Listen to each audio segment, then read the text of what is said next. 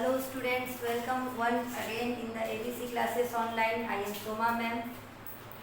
Today's lecture is our cell. हम लोग cell के सफ़र पर थे, तो आज हम लोग फिर से सेल के सफ़र को कंटिन्यू करेंगे और मैं आपकी गाइड सोमा मैम, जो आपको सेल के सफ़र पर बहुत दिनों से ले जा रही हूँ और आज इस सफ़र को हम लोग आगे कंटिन्यू करेंगे. In the previous lecture, we already read about the cancerous cell, the normal cell, what is the effects of the shape of the cell or its metabolic activity, what is the cell volume ratio. We all read all these things in our previous video lecture.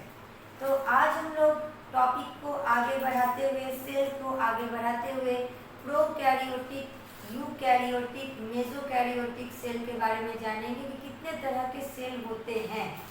तो उससे पहले मैं 11th के student से कुछ कहना चाहूँगी, वो ये कि 11th के जितने भी बच्चे हैं वो पढ़ने पर कुछ खास ध्यान नहीं दे रहे हैं, क्योंकि मैं जितने भी क्वेश्चन मैंने आपको अपने वीडियो में मैंने पूछा, किसी ने भी उसका आंसर नहीं दिया. तो हो सकता है कि आपको पढ़ने में अच्छा नहीं लग रहा हो, मन नहीं लग रहा हो. तो पढ़ने में मन लगाना होगा और अपने समय को बर्बाद नहीं करना है, क्योंकि कोविड-19 के वजह से हमारा ये पूरा साल जो है वो व्यर्थ ना चला जाए, बेकार ना चला जाए. इसलिए हम लोगों ने ऑनलाइन क्लासेस के लिए की जो है वो ये व्यवस्था की है. तो साथ में आपको भी पढ़ना हो, क्योंकि एग्ज़ाम तो आपके होने ही है, चाहे जिस टाइप से भी एग्ज़ाम हो, एग्ज़ाम आपके होने ही है. तो आपको इस चीज़ को सीरियसली लेना होगा, ठीक है. और कोई भी सब्जेक्ट आप पढ़ो तो उसे बहुत इंटरेस्ट के साथ पढ़ो, बर्डन के तरह नहीं पढ़ो. और ख़ासकर जब मैं आपको बायोलॉजी पढ़ाती हूँ तो मैं हमेशा आपको एक ही बात करती हूँ कि बच्चों, आप इसे बिल्कुल कहानी के तरह सुनो.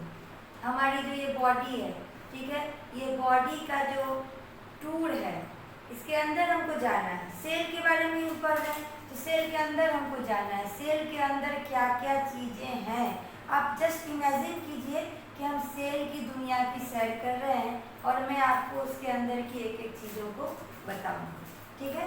तो आज हम लोग पढ़ेंगे कितने तरह के सेल होते हैं. तो अगर जनरल वे में आपको कोई पूछे कि टाइप्स ऑफ सेल क्या है, तो आपको बताना है कि there are 3 types of cells in general. कौन कौन से वो होते हैं? तो they are prokaryotic, mesokaryotic and eukaryotic, ठीक है. 3 तरीके के इन जनरल सेल हम लोग जानते हैं, प्रोकैरियोटिक, मेसोकैरियोटिक एंड यूकैरियोटिक. तो इसको हमको टर्म को तोड़ना होगा. तो साइंस में जब भी कुछ हम लोग पढ़ें तो टर्म को पहले आप तोड़ दो. प्रोकैरियोटिक, इसमें 2 टर्म हैं, प्रो और कैरियन. प्रो का मीन्स होता है इनिशियल और प्रिमिटिव, ठीक है, और कैरियन का मतलब होता है न्यूक्लियस. तो ऐसा सेल इसमें प्रिमिटिव टाइप ऑफ न्यूक्लियस पाया जाएगा, that are known as prokaryotic cell, ठीक है. दूसरा है मेसोकैरियोटिक. मेसो का मतलब होता है इन द मिडिल, ठीक है, इन द मिडिल. और फिर से कैरियन का मीन्स न्यूक्लियस. तो ऐसा सेल जो कि प्रो और यू के बीच के कैरेक्टर को शो करे, ऐसे सेल को हम लोग कहते हैं मेसोकैरियोटिक सेल. और यू मतलब एडवांस, ठीक है. तो ऐसा सेल जिसमें एडवांस टाइप ऑफ न्यूक्लियस पाया जाए उनको हम लोग कहेंगे यूकैरियोटिक सेल, ठीक है. अब इस टर्मिनोलॉजी को भी जानना, कौन से टर्म को किस साइंटिस्ट ने दिया था, ये भी आपको मल्टीपल चॉइस क्वेश्चन में पूछा जाता है, नीट में, या फिर आप जो अपने एग्ज़ाम्स देंगे स्कूल में, फाइनल के एग्ज़ाम, उसमें भी आपको मल्टीपल चॉइस क्वेश्चन में पूछे जाते हैं. और अब आपका सिलेबस चेंज हो रहा है, जिसमें कि मल्टीपल चॉइस की संख्या जो है बहुत बढ़ा दी जाएगी, जिस कारण से आपको to the depth, to the point पढ़ना होगा. NCERT के एक एक लाइन को पढ़ना होगा, ठीक है. तो प्रोकैरियोटिक और यूकैरियोटिक टर्म को सबसे पहले किसने दिया था?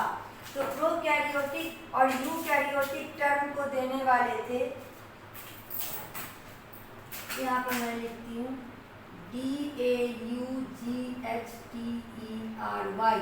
डाउटेरी, ठीक है. तो the term prokaryotic, prokaryote and eukaryote was given bye Dotary, whereas the term mesokaryote was given by Dodge, D-O-D-G-E, Dodge. ठीक है, तो the term prokaryotic and eukaryotic was given by Dotary, whereas the term mesokaryotic was given by Dodge. Clear? अब हमको जानना है कि अगर कोई पूछे कि on the basis of nucleus कितने तरह के सेल होते हैं, तो हमको बताना है कि on the basis of nucleus the cells are of two types, prokaryotic cell and eukaryotic cell. ठीक है, तो आज के टॉपिक में हम इन जनरल प्रोकैरियोटिक सेल की बात करेंगे और प्रोकैरियोटिक सेल में जो खासकर दूसरे लेक्चर्स में या किताबों में आपको बिल्कुल छोटा मोटा जो होता है उसको देकर कवर करके छोड़ दिया जाता है, तो नहीं, मैं आपको प्रोकैरियोटिक सेल पर मेरा लेक्चर 2 या 3 जाने वाला है, 2 तो जाएंगे ही जाएंगे, तो मैं कोशिश करूंगी कि प्रोकैरियोटिक सेल के बारे में आपको डिटेल जानकारी दूँ. ठीक है, तो आज मेरा प्रोकैरियोटिक सेल पर पहला लेक्चर होने जा रहा है. तो प्रोकैरियोटिक सेल का यहाँ फिगर बना हुआ है, तो आप लोग वीडियो को पॉज करके सबसे पहले फिगर बना लेंगे. फिगर में आपको दिख रहा है क्या कि ये डबल मेम्ब्रेनस स्ट्रक्चर है. ठीक है, जो कि एक सेल वॉल से घिरा हुआ है. इसके साइड में फ्लैजिला लगे हुए हैं और पूरी बॉडी में पिल्ली है, छोटे छोटे हेयर लाइक अपीयरेंस है जिनको हम लोग पिल्ली कहते हैं. ठीक है, इसके पास प्लाज्मा मेम्ब्रेन भी है और अंदर में न्यूक्लियोइड और राइबोसोम. बस हमको क्या दिख रहे हैं, न्यूक्लियोइड, जो कंडेंस स्ट्रक्चर हमको दिख रहा है that is known as nucleoid, और एक ही मात्र सेल ऑर्गेनेल दिख रहा है जो क्या है, राइबोसोम.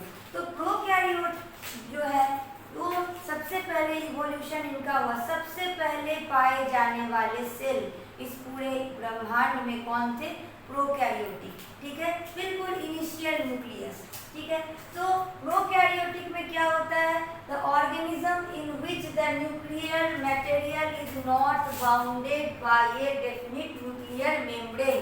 तो चूंकि अभी इनिशियल न्यूक्लियस बनना स्टार्ट ही हुआ है, इसीलिए न्यूक्लियस के पास अपना कोई न्यूक्लियर मेम्ब्रेन इसमें नहीं होता.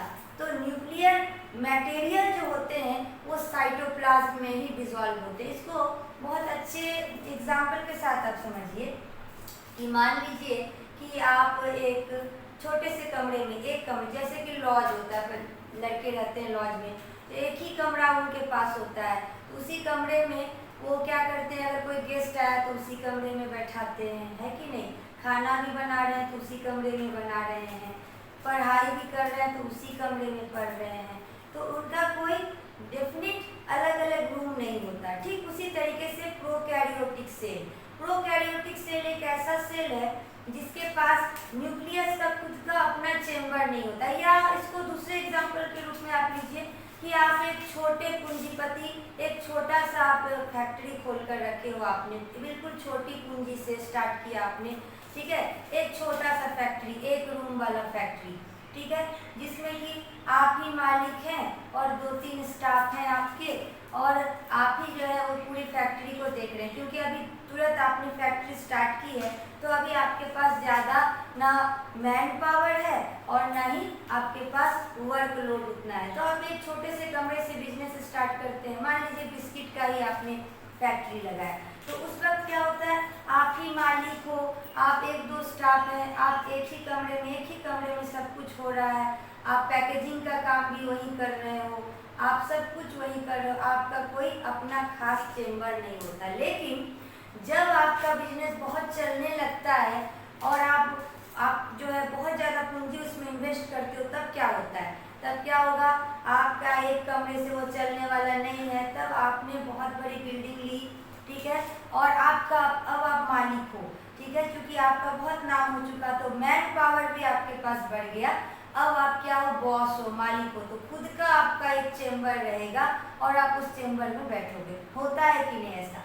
तो just like that prokaryotic cell का मतलब हुआ ऐसा बिजनेस जिसमें आप कम पूंजी में अकेले ही सब कर रहे हो. तो न्यूक्लियस जो है उस बेचारे के पास अपना कोई चेम्बर नहीं है, वो साइटोप्लाज्म में ही डिसॉल्व रहता है. ठीक है, तो this type of nucleus, this type of arrangement is present in prokaryotic cell. तो चूंकि जब तक जनरल जीवन से, जनरल लाइफ लीडिंग इवेंट से उसको कोरिलेट नहीं करोगे तो आपको समझने में आसानी नहीं होती। तो जब मैंने अब आपको उससे कोरिलेट कर दिया तो मैं आशा करती हूँ कि सभी बच्चे बहुत अच्छे से इस चीज़ को समझ गए होंगे।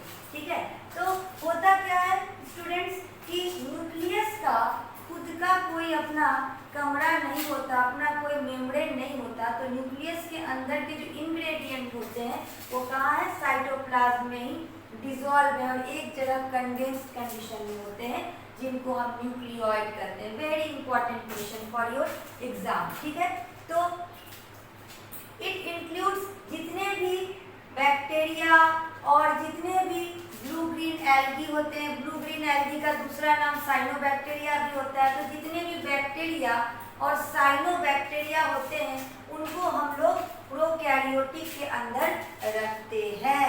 ठीक है, तो जितने भी टर्म मैं आपको पॉइंट वाइज लिखाते जा रही हूँ, जितने भी पॉइंट्स हैं, all points are your question. ठीक है, तो जितने भी बैक्टीरिया और ब्लू ग्रीन एल्गी हैं दैट इज साइनोबैक्टीरिया, उनको हम लोग कहाँ रखते हैं, उनको हम लोग प्रोकैरियोटिक सेल के अंतर्गत रखते हैं। अब प्रोकैरियोटिक सेल के लिए एक अपना स्पेसिफिक किंगडम प्लांट किंगडम में रखा गया है जिसको हम लोग कहते हैं मोनेरा। ठीक है, बहुत इंपॉर्टेंट कि बैक्टीरिया को किस किंगडम में रखा गया है। तो the bacteria are classified in the kingdom Monera. ठीक है, तो मोनेरा कितने टाइप का होता है, तो मोनेरा में चूंकि हम लोग सिर्फ बैक्टीरिया के बारे में पढ़ते हैं तो मोनेरा कितने तरह का होता है, Archie bacteria, you bacteria and cyanobacteria. फिर से मोनेरा में क्या क्या पढ़ते हैं, आर्की मतलब प्राचीन, सबसे प्राचीन, सबसे प्रिमिटिव टाइप के जो बैक्टीरिया थे that are known as archaebacteria. Eu मतलब ट्रू, तो ऐसे बैक्टीरिया जो कि बैक्टीरिया के सारे कैरेक्टरिस्टिक्स को शो करते हैं that are known as eubacteria and the last one is cyanobacteria जिसको ब्लू ग्रीन एल्गी कहते हैं। ठीक है, तो प्रोकैरियोटिक सेल में आने वाले कौन कौन से एग्जाम्पल हुए, bacteria and cyanobacteria. Prokaryotic cell यानी कि बैक्टीरिया और साइनोबैक्टीरिया को किस किंगडम में रखा गया, तो किंगडम मोनेरा में रखा गया। ठीक है, अब क्या है, अब आप इस फिगर को बहुत अच्छे से देखो और फिगर को समझने की कोशिश करो। क्या है, साइटोप्लाज्म तो प्रेजेंट है, आपको दिख भी रहा है, cytoplasm is present but separately nucleoplasm is absent. तो चूंकि न्यूक्लियस का खुद का कमरा ही नहीं है, न्यूक्लियस के चारों तरफ खुद का मेम्ब्रेन ही नहीं है, तो न्यूक्लियर मेम्ब्रेन न्यूक्लियोप्लाज्म कहाँ से होगा, संभव ही नहीं है। जब तक आपका खुद का कमरा नहीं होगा तो आपका जो भी सामान है वो कॉमन रूम में ही रहेगा कि नहीं। तो जब आपका खुद का कमरा रहता है तो अपने सारे सामानों को समेटकर अपने रूम में ले जाते हो, लेकिन जब तक आपको रूम नहीं है तो कॉमनली आप अपने सामानों को उसी एक कमरे में एक कॉमन रूम में रखते हो। तो जस्ट लाइक दैट, तो चूंकि इसके पास खुद का कोई मेम्ब्रेन ही नहीं है तो इसके अंदर का जो फ्लूइड है वो भी कहाँ होगा, यानी न्यूक्लियोप्लाज्म कहाँ होगा, साइटोप्लाज्म के अंदर डिसॉल्व होगा। क्लियर। अब nucleoid, very important question. Nucleoid को घुमा फिराकर एग्जाम में बहुतों बार क्वेश्चन पूछा गया है नीट में कि न्यूक्लियोइड होता क्या है, what do you mean bye nucleoid, और न्यूक्लियोइड इज फाउंड इन।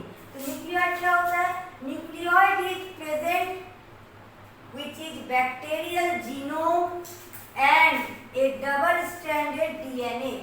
बहुत इंपॉर्टेंट कि ये जीनोम क्या होता है, या बैक्टीरियल जीनोम में क्या क्या चीजें पाई जाती है। तो अभी मैंने आपको बताया कि बैक्टीरिया का खुद का कोई न्यूक्लियस का न्यूक्लियर मेम्ब्रेन नहीं होता, तो इसके अंदर क्या क्या पाए जाते हैं, कौन कौन से इंग्रेडिएंट पाए जाते हैं जो कि साइटोप्लाज्म में डिसॉल्व होंगे, तो वो है डबल स्ट्रैंडेड डीएनए। ठीक है, तो डबल स्ट्रैंडेड डीएनए जो होता है वो क्या होता है, हाईली कंडेंस्ड कंडीशन में इसमें पाया जाता है, उसी को हम लोग कहते हैं जीनोम। क्लियर। फिर से, nucleoid is present which is bacterial genome and a double stranded DNA which is highly condensed but histone protein is absent. अब what do you mean by histone protein, ये हिस्टोन प्रोटीन बीच में कहाँ से आ गया? तो सबके बारे में हम लोग इन डिटेल पढ़ेंगे सेल में, लेकिन अभी आपके पास ये टर्मिनोलॉजी आई हिस्टोन प्रोटीन, तो इसके बारे में मैं थोड़ा सा इंट्रोडक्शन दे देती हूँ। हिस्टोन प्रोटीन होता क्या है? तो यूकैरियोटिक सेल में क्या होता है? तो डीएनए को, क्रोमोसोम को रैप करने के लिए कुछ खास तरह के प्रोटीन होते हैं जिनको हिस्टोन प्रोटीन कहते हैं। ठीक है, जैसे आप लोग बचपन में लट्टू खेलते थे ना, लट्टू क्या करते थे? जब लट्टू खेलना खत्म हो जाता था तो धागे से, या छोड़ो लट्टू को, बहुत से लोग बच्चे बोलोगे लट्टू तो हमने देखा ही नहीं है, क्योंकि आप लोग कंप्यूटर और मोबाइल युग के बच्चे हो, तो ज़्यादातर बच्चे हो सकता है लट्टू से उनका दर्शन भी नहीं हुआ, भेंट भी नहीं हो, तो छोड़ो उसको। रील तो सबने देखा होगा, धागे वाला रील। तो रील में धागे को लपेट कर हम लोग बाजार से खरीद कर लाते हैं, है कि नहीं? अगर उस धागे को खोल दिया जाए रील से तो कितना लंबा धागा हो जाएगा और वो उलझ जाएगा, उलझेगा कि नहीं? जस्ट लाइक दैट हम लोगों का क्रोमोसोम बहुत लंबा होता है, उसको मोड़कर जिस तरीके से रील में धागे को मोड़ा जाता है, ठीक उसी तरीके से क्रोमोसोम को लपेटा जाता है। तो जिस पर क्रोमोसोम को हम लोग रैप करते हैं, that protein is known as histone protein. Clear? तो उस टाइप का अरेंजमेंट प्रोकैरियोटिक सेल में देखने को नहीं मिलता है। Next point, capsule is present outside the cell wall, generally made up of polysaccharide. ये तो आपको सेल वॉल दिख ही रहा है। सेल वॉल के ऊपर से कैप्सूल, एक प्रोटेक्टिव लेयर रहता है बैक्टीरिया में, जो उसको हार्श कंडीशन से बचाता है या एडवर्स कंडीशन से बचाता है। ठीक है, तो ये कैप्सूल किस चीज का बना होता है? जितने भी पॉइंट्स, फिर मैं बोल रही हूँ, जितने भी पॉइंट्स मैंने यहाँ लिखे, all are your question for NEET and your competitive examination. ठीक है, तो ये जो कैप्सूल होता है बैक्टीरिया के चारों तरफ, प्रोटेक्टिव लेयर, वो किस चीज का बना होता है? तो they are made up of polysaccharides. ठीक है, ये किससे बना होता है? पॉलीसैकेराइड। पॉलीसैकेराइड क्या है? केमिस्ट्री में पढ़े होंगे पॉलीसैकेराइड। तो बायो में जब भी आगे बढ़ोगे, अभी पिछले दिन भी मैंने जब सेल पढ़ाया था, पिछले टॉपिक वीडियो लेक्चर में, उसमें भी आपको ज़रूरत पड़ी थी केमिस्ट्री की, उसमें भी इंट्रोपी आपने पढ़ा था, एंथैल्पी आपने पढ़ा था। ठीक है, तो यहाँ भी पॉलीसैकेराइड है। तो केमिस्ट्री की और फिजिक्स की बातें आपको जब भी आप सेल या फिजियोलॉजी पढ़ोगे तो बार बार इसकी बात आपको करनी ही होगी। पॉलीसैकेराइड का मतलब होता है, पॉलीसैकेराइड कार्बोहाइड्रेट के जो मोनोमर होते हैं वो जब आपस में जुड़ते हैं तो वो पॉलीसैकेराइड बनाते हैं। ठीक है, तो ये कैप्सूल किस चीज का बना होता है? पॉलीसैकेराइड का बना होता है। अब सबसे इम्पोर्टेंट पॉइंट आपके इस पूरे पॉइंट में, इसको आप डबल टिक लगाओ और स्टार बनाकर लिखो। बहुतों बार नीट का क्वेश्चन बैंक अगर उलट के आप लोग देख लोगे, बहुतों बार ये क्वेश्चन रिपीट किया गया है नीट में। क्या? तो सेल वॉल जो होता है बैक्टीरिया का सेल वॉल और प्लांट का cell wall. Cell wall plant में भी पाया जाता है, सेल वॉल बैक्टीरिया में पाया जाता है, सेल वॉल एनिमल सेल में नहीं पाया जाता। इतना तो आप लोग जानते ही हो, 9th से पढ़ते आ रहे हो। तो what is the difference between the cell wall of bacteria and the cell wall of plant? तो the cell wall of plant is made up of cellulose, whereas the cell wall of bacteria is made up of unique chemical. क्या है उसका नाम? Peptidoglycan. ठीक है, तो जिस unique chemical से ये सेल वॉल बना होता है बैक्टीरिया का, उसका क्या नाम है? पेप्टिडोग्लाइकन, जिसका दूसरा नाम है म्यूरिन, और इसको हम लोग म्यूकोपेप्टाइड भी कह सकते हैं। तो इन तीनों में से कोई भी नाम ऑप्शन में हो सकता है, आपको टिक लगाना। फिर से, बैक्टीरिया का सेल वॉल किस चीज से बना होता है? पेप्टिडोग्लाइकन, जिसका दूसरा नाम है म्यूरिन, या इसको म्यूकोपेप्टाइड भी कहते हैं। अब दूसरा क्वेश्चन अराइज होता है कि ये पेप्टिडोग्लाइकन होता क्या है केमिकली? What is peptidoglycan? क्या होता है केमिकली पेप्टिडोग्लाइकन? या म्यूरिन होता क्या है? सिर्फ लिख देने से तो होगा नहीं, तो मैम आपको तो बताना होगा, तो जरूर बताएंगे। मेरे क्लास में यही बात खासियत होगी कि कोई भी टर्म में आपको बिना क्लियर किए आगे नहीं बढ़ने वाली हूँ कि बस लिख लो, ऐसा नहीं। हर एक टर्म को, चाहे वो केमिस्ट्री की का टर्म हो या फिजिक्स का, मैं जरूर क्लियर करूँगी। ये भी क्वेश्चन पूछा जाता है कि केमिकली पेप्टिडोग्लाइकन है क्या। तो पेप्टिडोग्लाइकन क्या होता है? It is a polymer of, जहाँ भी पॉलीमर आए तो पॉलीमर का मतलब होता है द चेन ऑफ different या many monomers when joined together, when monomers are joined together then it forms polymer। ठीक है, जैसे आप लोग पॉलीथीन का नाम सुने हैं, केमिस्ट्री में पढ़े होंगे पॉलीथीन। ठीक है, ठीक उसी तरीके से पेप्टिडोग्लाइकन क्या होता है? Polymer of. किसका पॉलीमर होता है? नाम को बिल्कुल याद रखना है, नीट में बहुतों बार पूछा है। Name it N acetyl glucosamine, N acetyl glucosamine, जिसको हम लोग शॉर्ट फॉर्म में नैग करते हैं, NAG। एन और किसके साथ ये मिक्स होता है?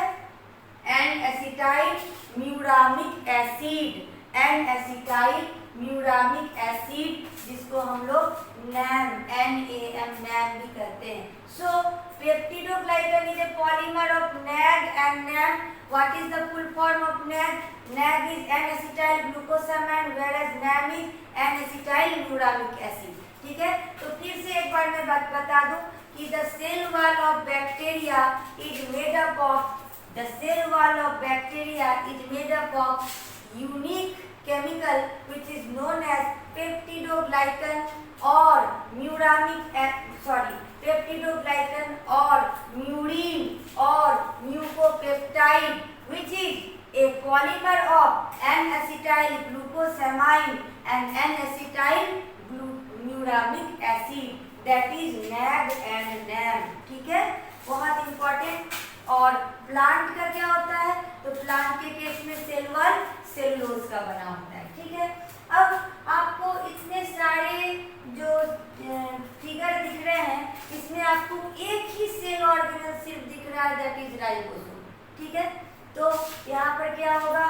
One and only cell organelle is present in the prokaryotic cell, that is ribosome.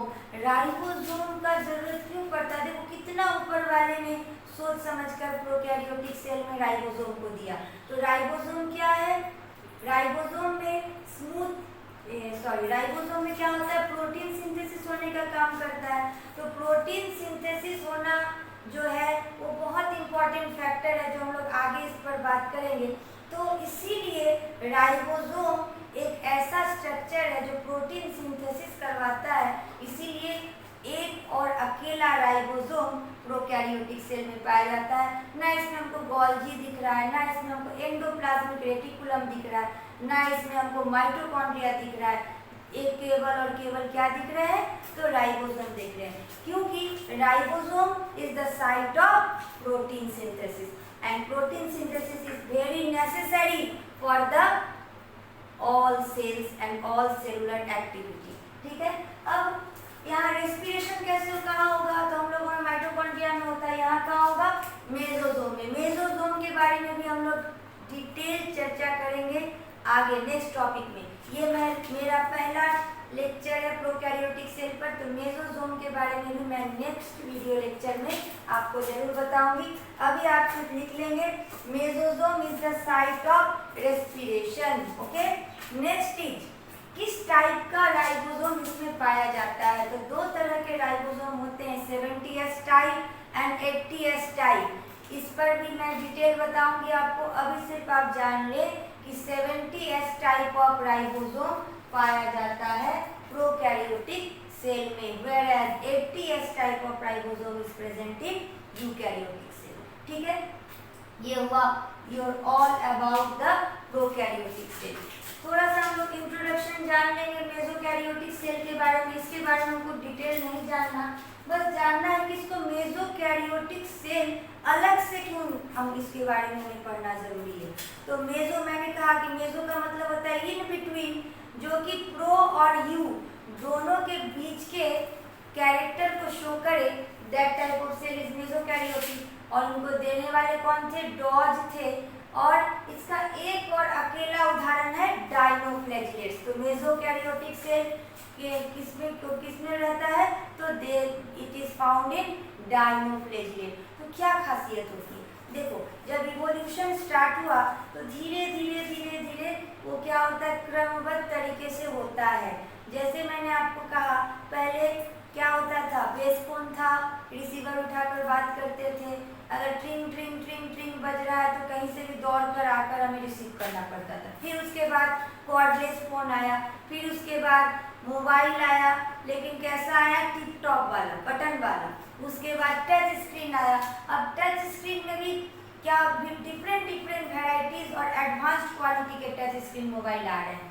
तो उसी तरीके से जो जीवों का जो इवोल्यूशन हुआ, जो नए नए तरह के ऑर्गेनिज्म जो इवोल्यूटेड हुए, वो क्या हुए, कम से बड़े वर्जन में, जिस तरीके से मोबाइल में। तो पहले आया प्रोकैरियोटिक सेल जिसमें कि न्यूक्लियर मेम्ब्रेन ही नहीं था। फिर आया मेसो। तो मेसो में क्या हुआ, धीरे धीरे न्यूक्लियर मेम्ब्रेन तो बनना स्टार्ट हो गए, लेकिन न्यूक्लियर मेम्ब्रेन के अंदर हिस्टोन प्रोटीन्स और डीएनए जो कि यूकैरियोटिक में पाए जाते हैं वो एब्सेंट हो गए। यानी कि मेसो में न्यूक्लियर मेम्ब्रेन का बनना चालू हो गया और यू में जाकर वो एडवांस फॉर्म में क्लियर हो गया। ठीक है, तो this is all about mesokaryotic cell.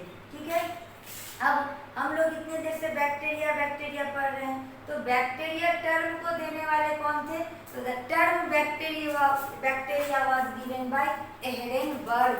तो लिख लीजिए, एहरेनबर्ग ने टर्म दिया था बैक्टीरिया। ठीक है, तो आज हम लोग क्या क्या जाने, सबसे पहले तो आप लोग को प्रोकैरियोटिक सेल का फिगर बनाना है।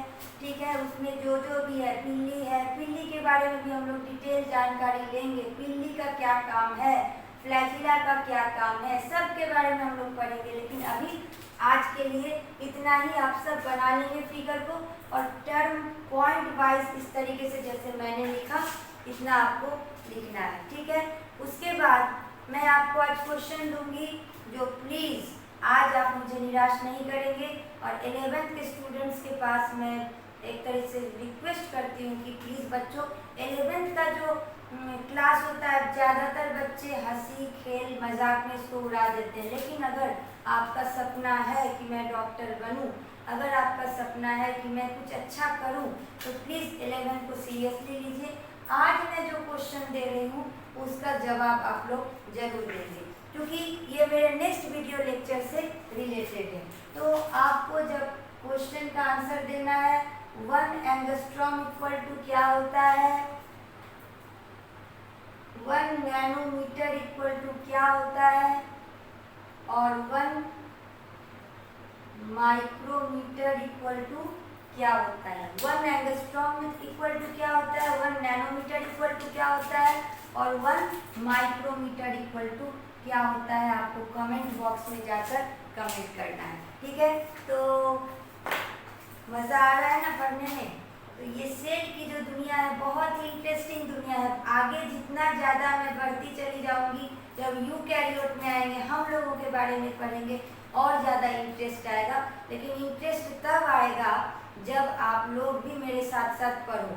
अब कहीं घूमने जा रहे हो और गाइड जो है आपको बता रहे, देखिए सर ये फलना किला है, ये और आप सोते रह जाओगे, तो गाइड को भी मज़ा नहीं आएगा पढ़ाने में।